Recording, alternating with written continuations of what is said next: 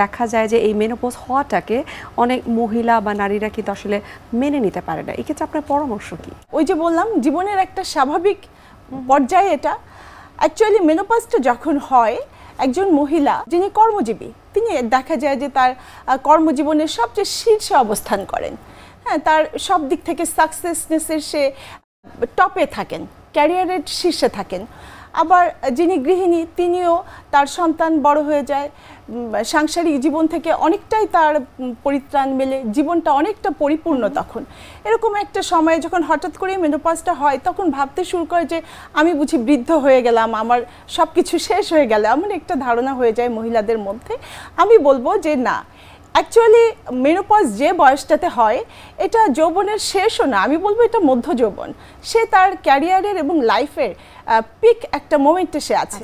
So এটাকে যে স্বাভাবিকভাবেই নিতে হবে এবং কিছু সামান্য কিছু অ্যাডজাস্টমেন্ট করে নিলেই খুব সহজে এটাকে মেনে নেওয়া যায়। মহিলারা সাধারণত মেনোপজটাকে এই জন্যই অনেক সময় মেনে নিতে পারে না যে তাদের হাজবেন্ডের কাছে তারা অনেক সময় কিছুটা হীনমন্যতায় ভুগে থাকে। এই বিষয়ে আসলে আপনার পরামর্শ বা মেসেজ কি?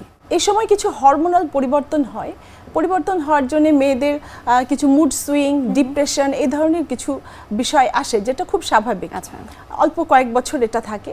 তো এক্ষেত্রে মেয়েটা নিজেই কিন্তু খুব বেশি সব কিছুর সাথে অ্যাডজাস্ট করতে পারবে না, তার পরিবারকে সহানুভূতির সাথে এগিয়ে আসতে হবে।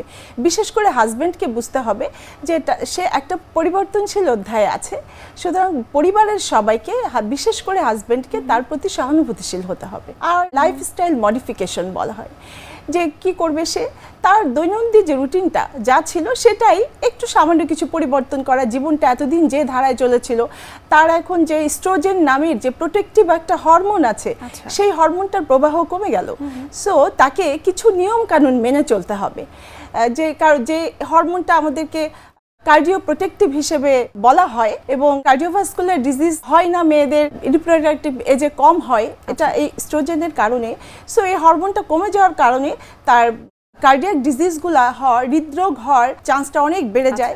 সাথে ডায়াবেটিস, স্থূলতা এইসব সমস্যাগুলো দেখা দিতে পারে। এগুলোর জন্য তাকে হরমোন নেওয়া যেতে পারে। আর লাইফস্টাইল মডিফিকেশন যেটা বললাম যে তার খাবার দাবার একটা ব্যাপার আছে, খাবার দাবারটা সে কী খাবে কি খাবে না সেগুলো একটু মেনে চলবে।